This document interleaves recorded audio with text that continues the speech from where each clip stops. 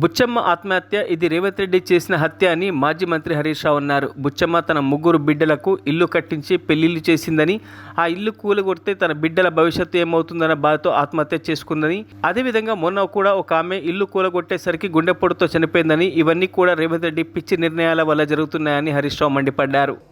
So అమ్మ పాపం 3 బిడ్డలకు ఇల్లు కట్టించిందట, పెళ్ళిళ్ళు చేసింది. ఆ ఇల్లు కూలగొడితే నా బిడ్డల భవిష్యత్తు ఏమవుతుంది, అల్లుళ్ళు ఏమంటారు అనే బాధకు తట్టుకోలేక ఉరేసుకొని చనిపోయింది.